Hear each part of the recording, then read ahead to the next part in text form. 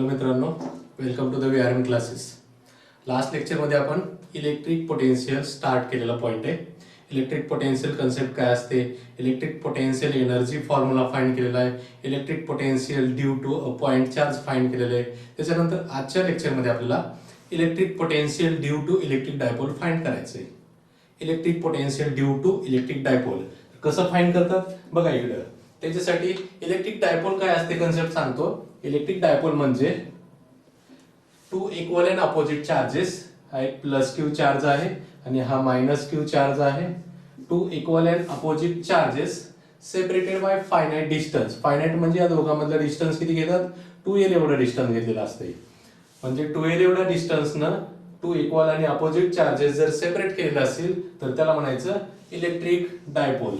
आणि मग आता हे इलेक्ट्रिक डायपोल मुळे तयार झालेलं इलेक्ट्रिक पोटेन्शियल फाइंड करायचंय. ते फाइंड करण्यासाठी बघा इकडं, हा समजा ए पॉइंटला घेतलाय पॉझिटिव्ह चार्ज, बी पॉइंटला घेतला निगेटिव्ह चार्ज. त्याच्यानंतर याचा जो सेंटर आहे हा ऍक्सिस आहे, ए बी म्हणजे ऍक्सिस आहे इलेक्ट्रिक डायपोलचा, आणि त्याचा सेंटर जो आहे तो सेंटर आपण काय केला, ओ घेतला. त्याच्यानंतर काही गोष्टी कन्सिडर करायच्या होत्या. काय कन्सिडर केलं, एक सी पॉइंट घेतलेला अशा पद्धतीनं, सी पॉइंट. आता हा सी पॉइंटला काय करायचं आपल्याला, इलेक्ट्रिक डायपोल फाइंड करायचंय. तर बघा इकडं ए पासून सी चं जे डिस्टन्स जे आहे ते r1 कन्सिडर केलं. त्याच्यानंतर बी पासून सी चं जे डिस्टन्स आहे ते r2 कन्सिडर केलं. त्याच्यानंतर ह्या ऍक्सिस सोबतचा याचा जो अँगल आहे हा अँगल थीटा आहे असं कन्सिडर केलेल्या गोष्टी. बघा एकदा सगळं डायग्राम मध्ये काय काय एक्सप्लेनेशन आहे ते बघा इकडं. तर हे डिस्टन्स जे आहे ते OA is equals to L असेल, हे L डिस्टन्स. त्याच्यानंतर हे L टोटल किती होतंय 2L. म्हणजे ह्याची जी डायरेक्शन आहे L ची direction negative charge to positive charge असते. L जे आहे ते ही डायरेक्शन या पद्धतीने घेतलेली आहे. ठीक आहे, म्हणजे इलेक्ट्रिक डायपोल मोमेंटची जी डायरेक्शन असते ते negative charge to positive charge, म्हणजे L ची डायरेक्शन या पद्धतीने. ठीक आहे, OA इक्वल टू L घेतला, त्यालाच इज इक्वल टू OB बनव. नंतर distance AC is equals to R1 घेतला. नंतर डिस्टन्स BC जे आहे, distance BC is equals to R2 घेतला. नेक्स्ट याच्यामध्ये आणखी हा जो अँगल तयार झालेला आहे तो अँगल थीटा आहे. ठीक आहे. नंतर ए पॉइंटला पॉझिटिव्ह चार्ज, बी पॉइंटला निगेटिव्ह चार्ज, हे सगळे एक्सप्लेनेशन मध्ये आलेल्या गोष्टी. नंतर याच्यामध्ये आता डेरिव्हेशन कडे वळू. इलेक्ट्रिक पोटेन्शियल फाइंड करायचंय. ते इलेक्ट्रिक पोटेन्शियल कशा पद्धतीने फाइंड करतात बघा इकडं. तर आपण आता आधी इलेक्ट्रिक डायपोल मोमेंटचा फॉर्म्युला बघू आपण. Electric dipole moment, electric dipole moment, electric dipole आले की इलेक्ट्रिक डायपोल मोमेंट येतच. इलेक्ट्रिक डायपोल मोमेंट, तर त्याचा फॉर्म्युला जो आहे तो P is equals to magnitude of one of the charge Q into 2L. Q कोणत्या पण एका चार्जचा मॅग्निट्यूड आणि या दोघांमधला distance 2L, Q into 2L. याची गरज पडणार आहे, शेवटला बघू आपण काय आहे ते. ठीक आहे. त्याच्यानंतर इलेक्ट्रिक डायपोल, एका चार्ज मुळे तयार झालेले इलेक्ट्रिक डायपोल बघू. तर इलेक्ट्रिक डायपोल ड्यू टू कुठला चार्ज, तर पहिला चार्ज प्लस क्यू घेऊ, plus Q at point C पॉइंटला प्लस क्यू चार्ज मुळे तयार झालेले इलेक्ट्रिक डायपोल त्याला V1 म्हणू. V1 is equals to 1/4 pi epsilon 0 into plus Q divided by R. ही एक पार्ट झाला. त्याच्यानंतर सिमिलरली मायनस क्यू चार्ज मुळे सी पॉइंटला तयार झालेलं इलेक्ट्रिक डायपोल पण असंच फाइंड करता येईल. इलेक्ट्रिक पोटेन्शियल म्हणू आपण याला. Electric potential due to charge, electric potential due to, आणि हे पण electric potential due to charge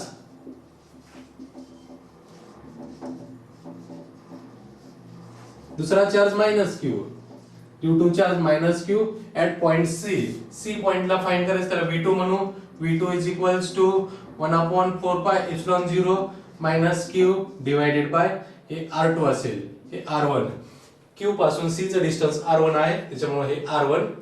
त्याच्यानंतर हा मायनस क्यू पासून सी पॉइंटचं डिस्टन्स जे आहे ते R2 आहे, त्याच्यामुळे हे R2 घेतलं, त्याला इक्वेशन नंबर 2 नाव दिलं. आणि मग आता टोटल इलेक्ट्रिक पोटेन्शियल फाइंड करायचंय. तर टोटल इलेक्ट्रिक पोटेन्शियल जे असणार आहे ते दोघांची ऍडिशन असणार आहे. total potential at point C is V is equals to V1 plus V2 ला इक्वेशन नंबर 3 नाव दिलंय. मग आता आपल्याला काय करायचंय, तर हे V1 आणि V2 ला R1 आणि R2 च्या आधी सेपरेट व्हॅल्यू फाइंड करू आणि मग याच्यामध्ये ठेवून देऊ. बघा इकडे या दोन्ही व्हॅल्यू याच्यामध्ये आधी जर ठेवून दिल्या तर V1 ची व्हॅल्यू काय आहे 1/4 pi epsilon 0 into Q divided by R1. त्याच्यानंतर ही व्हॅल्यू मायनस आहे, मायनस कॉमन घेतला तर हे मायनस असेल, minus 1/4 pi epsilon 0 into Q divided by R2. यांच्यामधून जो काही कॉमन पार्ट निघतोय तो कॉमन घेतला. Electric potential V is equals to 1/4 pi epsilon 0 into common काय निघते आणखी Q आहे, दोन्ही मध्ये Q आहे, Q इन ब्रॅकेट शिल्लक राहिलेला पार्ट याच्यामधला 1/R1 आणि दुसरा 1/R2 या पद्धतीने हे इक्वेशन तयार झालेलं आहे. त्याला इक्वेशन नंबर 4 नाव देऊ. ठीक आहे, या पद्धतीने इथपर्यंतचा पार्ट परत एकदा रिवाइज करतो शॉर्टकट मध्ये. तर ही काय आहे, इलेक्ट्रिक डायपोल एक दिलेला आहे. इलेक्ट्रिक डायपोल मध्ये काय काय आहे, तर एक दोन चार्जेस आहेत same magnitude but opposite side, plus आणि मायनस असे दोन चार्जेस आहेत separated by distance 2L distance ने सेपरेट केलेले इथं. Plus Q charge at A minus Q charge is at B. त्याच्यानंतर point C at which we have to find electric field. Then distance AC is equals to R1, distance BC is equal to R2 आणि हा angle theta. ज्या पॉइंटला find करायचं distance OC आणि axis यांच्या मधला जो अँगल आहे तो थीटा अँगल. ठीक आहे. नंतर इलेक्ट्रिक डायपोल मोमेंटचा फॉर्म्युला माहिती आपल्याला, magnitude of one of the charge into distance between two charges. एका चार्जचं magnitude plus Q minus Q, magnitude प्लसच असते, Q इंटू 2L. आता electric potential due to charge plus Q, ह्या चार्जमुळे ह्या पॉइंटला तयार झालेलं इलेक्ट्रिक पोटेन्शियल किती असणार आहे 1/4 pi epsilon 0 into plus Q divided by हे distance R1. Electric potential due to charge minus Q मुळे या पॉइंटला तयार झालेलं इलेक्ट्रिक पोटेन्शियल किती असेल 1/4 pi epsilon 0 charge minus Q divided by distance R2 minus Q upon R2. आणि मग टोटल पोटेन्शियल फाइंड करायचं असेल तर V is equals to V1 plus V2 दोघांचे ऍडिशन. पण याच्यामध्ये V2 ची जी व्हॅल्यू आहे याच्यामध्ये मायनस Q असल्यामुळे हा मायनस कॉमन येतो. ठीक आहे, आणि मग हा मायनस कॉमन घेतलेला आपण, हा मायनस Q चा मायनस कॉमन घेतलेला आहे. ह्यातून ज्या काही गोष्टी कॉमन निघतील त्या 1/4 pi epsilon 0 1/4 pi epsilon 0 common घेतला. त्याच्यानंतर Q कॉमन आहे, Q राहिलं शिल्लक 1/R1 मायनस 1/R2. या पद्धतीने इथपर्यंत एक इक्वेशन तयार झालेलं आहे. आता नेक्स्ट बघा, राहिलेला पार्ट जो आहे R1 आणि R2 च्या व्हॅल्यू फाइंड करतो मी. R1 आणि R2 च्या व्हॅल्यू फाइंड करण्यासाठी कसं, तर लक्ष द्या इकडं. हे जे आहे R1 इज इक्वल्स टू, तर हे टोटल जे डिस्टन्स आहे OC ते डिस्टन्स आपण कन्सिडर करू, समजा इज इक्वल्स टू R आहे असं कन्सिडर केलं. हे R डिस्टन्स कन्सिडर केलं. सेंटर पासून त्या C पॉइंटचं जे डिस्टन्स आहे ते R घेतलं. आणि मग R1 चा फॉर्म्युला फाइंड करायचा आहे. तर एक रिझल्टंट वेक्टरचा फॉर्म्युला आपल्याला माहिती, R1 is equals to square root of R square plus हे डिस्टन्स L square minus ह्या दोघांमधला अँगल किती आहे तर थीटा आहे 2 into RL cos theta. या पद्धतीनं R1 ची व्हॅल्यू मिळते. नीट बघा परत, R1 is equals to R square plus L square आणि ह्या दोघांमधला अँगल cos थीटा आहे तर -2 RL cos theta वेक्टर मध्ये 11th मध्ये बघितलेला आपण फॉर्म्युला. ठीक आहे, यांच्यामधून मी काय करतो, सगळ्यामधून R स्क्वेअर कॉमन घेतो. R स्क्वेअर कॉमन घेतल्यानंतर काय मिळते बघा इकडं, R स्क्वेअर कॉमन घेतो, ब्रॅकेट मध्ये राहिलेलं काय काय इथं 1 राहील plus L square upon R square minus यातून R स्क्वेअर कॉमन घेतल्यावर R स्क्वेअर R कॅन्सल होईल, शिल्लक राहते 2L divided by R into cos theta. या पद्धतीनं त्याच्यानंतर आणखीन काय आहे तर ही जी L व्हॅल्यू आहे ही L value as compare to R खूप स्मॉल आहे असं कन्सिडर केलेलं आहे. बघा इकडं L is very very smaller than R. Then असं असल्यानंतर then L square divided by R square approximately equal to 0. जर समजा न्यूमरेटरची व्हॅल्यू खूप स्मॉल असेल, पॉइंट मध्ये असेल ऍज कम्पेअर टू डिनॉमिनेटर, त्याचा स्क्वेअर केल्यानंतर आणखी न्यूमरेटरची व्हॅल्यू स्मॉल होणार आहे, म्हणजे डिव्हिजन हे अप्रॉक्सिमेटली इक्वल टू 0. ही व्हॅल्यू 0 लिहिल्यानंतर बघा इकडं r1 इज इक्वल्स टू ह्याचं स्क्वेअर रूट निघेल r in square root 1 plus हे 0, म्हणजेच राहिलेला हा मायनसच घेऊ direct, 1 minus 2l cos theta divided by r. याला आणखी एक वेगळ्या पद्धतीने लिहिता येते. वेगळ्या पद्धतीने म्हणजे कसं, r1 is equals to r into square root म्हणजे index raise to 1 upon 2, 1 minus 2l cos theta divided by r raise to 1 upon 2. ठीक आहे. आणि मग मी काय करायचं आता, इथं मला इथं 1 अपॉन r1 पाहिजे, 1 अपॉन r1 लिहिलं. 1 अपॉन r1 लिहिल्यानंतर 1 upon r1 is equals to याचा पण रेसिप्रोकल होईल 1 अपॉन r इन ब्रॅकेट मध्ये काय राहील तर 1 minus 2l cos theta divided by r raise to, हा इंडेक्स अपोजिट होईल, मायनस 1 अपॉन 2 होईल. हा डिनॉमिनेटरला गेला, पूर्ण जी व्हॅल्यू आहे ती डिनॉमिनेटरला गेली म्हणजे इंडेक्स मायनस 1 अपॉन 2. परत एकदा सगळं शॉर्टकट मध्ये रिवाइज करतो काय काय फाइंड केलेले, कशा पद्धतीने ते r1 व्हॅल्यू कशी फाइंड केली. हा फॉर्म्युला 11th मधला वेक्टर मधला घेतला by geometry, r² plus l² minus 2rl cos theta. ठीक आहे. यांच्यामधून आपण काय केलं, सगळ्यामधून r² कॉमन घेतलं, यातून r² कॉमन घेतला 1 राहील, इथं r² कॉमन घेतला, जी व्हॅल्यू कॉमन घेतली आणि तिथं नसेल तर ती डिव्हिजन मध्ये घ्यायची, लक्षात ठेवायचं, l² upon r² minus 2rl divided by, ह्याला 2rl ला डिवाइडेड बाय r² जर केलं तर या पद्धतीने बघा, हे r² r कॅन्सल होते, एक r राहते, म्हणजे 2l अपॉन r राहिलं. ठीक आहे. या पद्धतीनं 2l अपॉन r आणि हा cos थीटा. ठीक आहे. आता याच्यामध्ये व्हॅल्यू कन्सिडर केलेली काय, ही जी l व्हॅल्यू आहे is very small as compare to r, म्हणजे r पेक्षा खूप स्मॉलर व्हॅल्यू आहे, म्हणजेच l² upon r² approximately equal to 0 घेतलं, म्हणजे या पद्धतीने काय मिळते आपल्याला आता, r1 is equals to r in square root 1 minus 2l cos theta divided by r. Next, हे जे स्क्वेअर रूट आहे, स्क्वेअर रूटला इंडेक्स मध्ये लिहिलं 1 minus 2l cos theta divided by r raise to 1 upon 2. आपल्याला पाहिजे काय, 1 अपॉन r1.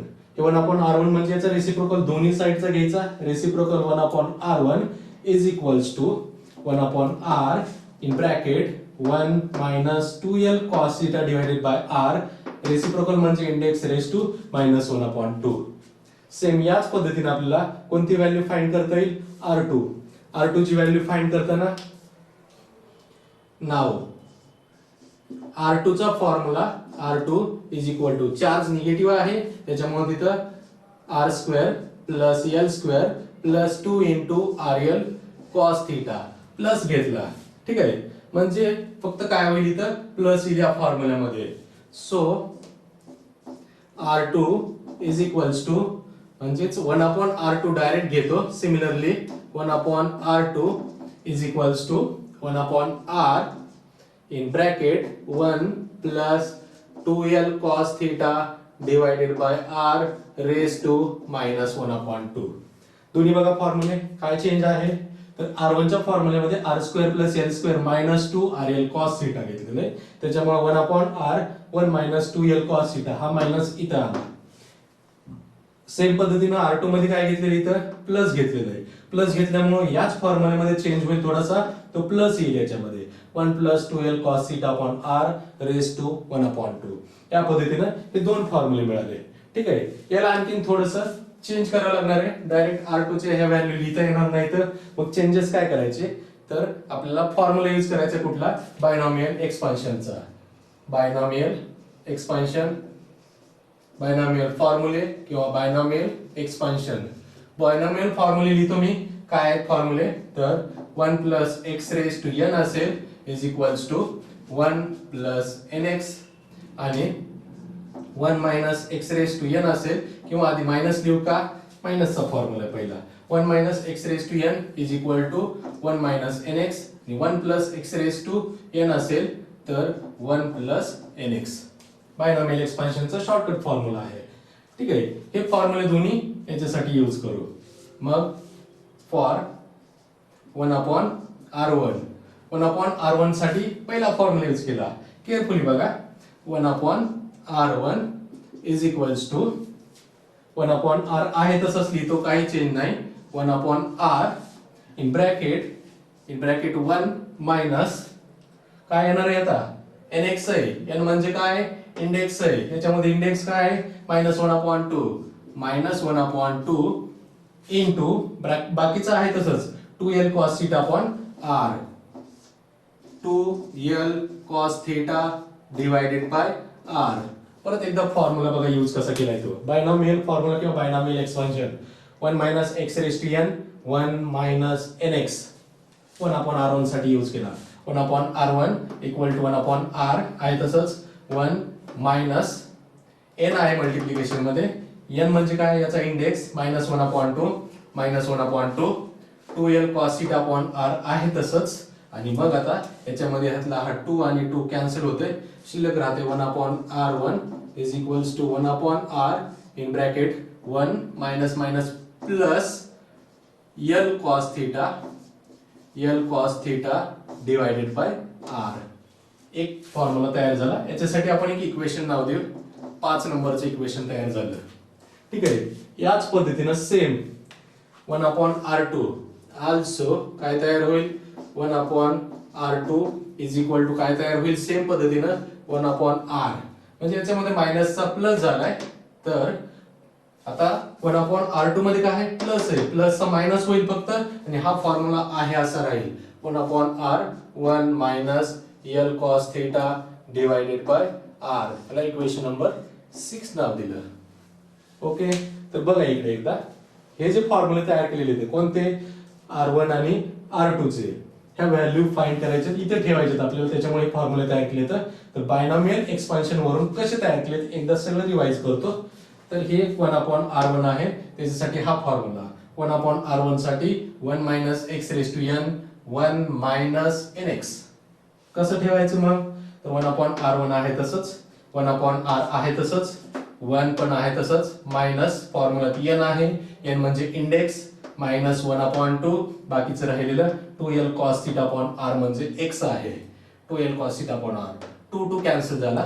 शिल्लक काय राहते मायनस मायनस कॅन्सल झाल्यावर प्लस.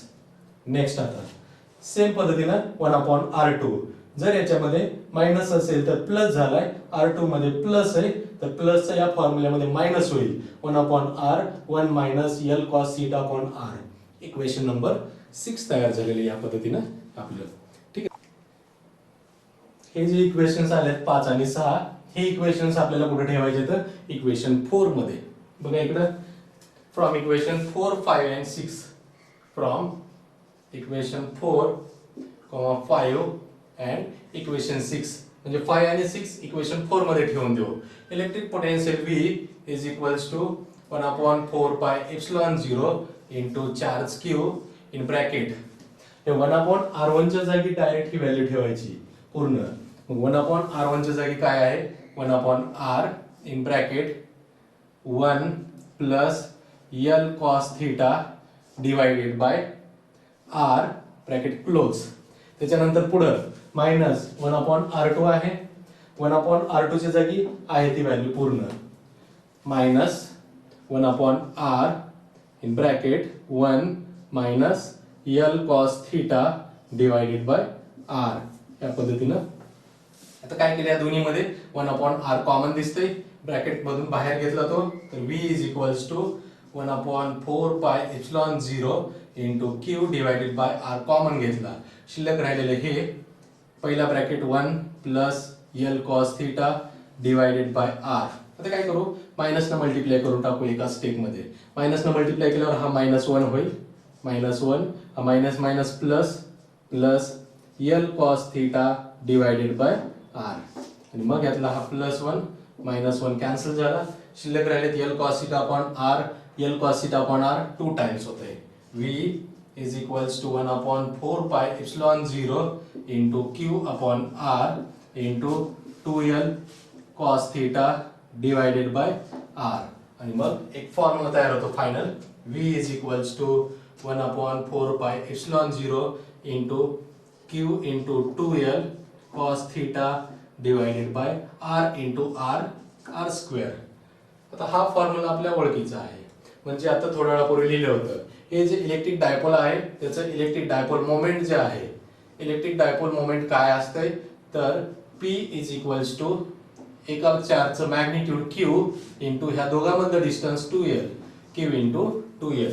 म्हणजे Q इंटू 2L ची व्हॅल्यू P काय आहे तर हे Q इंटू 2L म्हणजे electric dipole moment is equals to V is equals to 1/4 pi epsilon 0 into P cos theta divided by R square. हा एक फॉर्म्युला तयार झाला. याला आणखीन 2-3 पद्धतीने मॉडिफाय करता येते. तर एक फायनल फॉर्म्युला cos थीटा मध्ये झाला.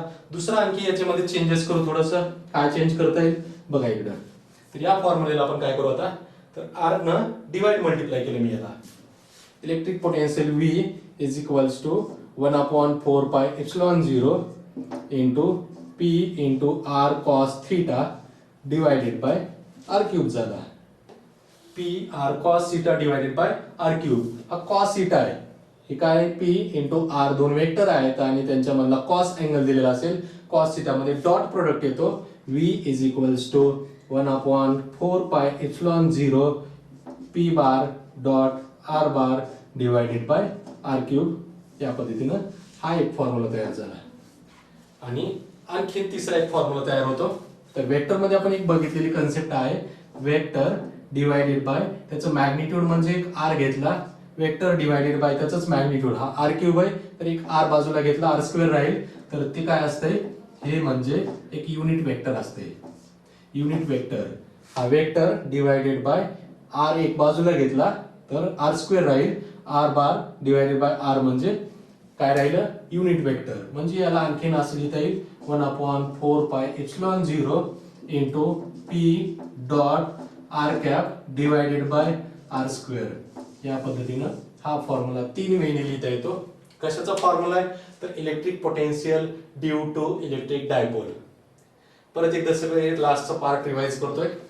5 आणि 6 नंबरचं इक्वेशन 4 मध्ये टाकून दिलं. 4 मध्ये बघा इकडं 1/r1 आहे, ते 1/r1 च्या जागी 1/r into 1 plus L cos theta upon R. Equation 5 आहे. त्याच्यानंतर इक्वेशन 6 काय आहे 1/r into 1 minus L cos theta upon R. आता याच्यामधून 1/r कॉमन घेतला दोन्ही मधला, डिव्हिजन मध्ये r कॉमन घेतल्यावर हा ब्रॅकेट आणि हा ब्रॅकेट दोन्ही सॉल्व्ह करू separate. 1 plus L cos theta upon R minus ने याला मल्टिप्लाय केलं -1 minus minus plus L cos theta divided by R. हा -1 +1 कॅन्सल झाला. जे शिल्लक राहिले या दोघांची ऍडिशन होईल 2 टाइम्स होईल 2l cos theta upon r.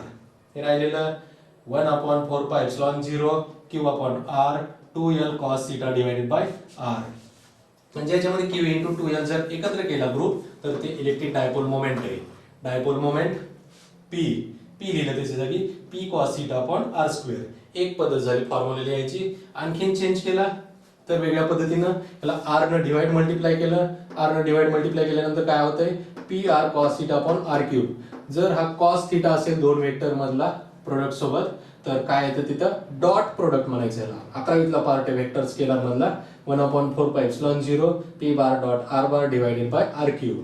आणखीन एक पद्धत आहे तर ह्यातला एक r बाजूला घेतला r bar divided by r म्हणजेच ते युनिट वेक्टर असते कुणाचं वेक्टर r चं युनिट वेक्टर r कॅप.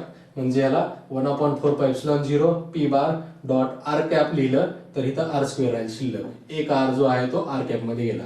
या पद्धतीनं हे आहे टोटल डेरिवेशन कशासाठी electric potential due to electric dipole moment.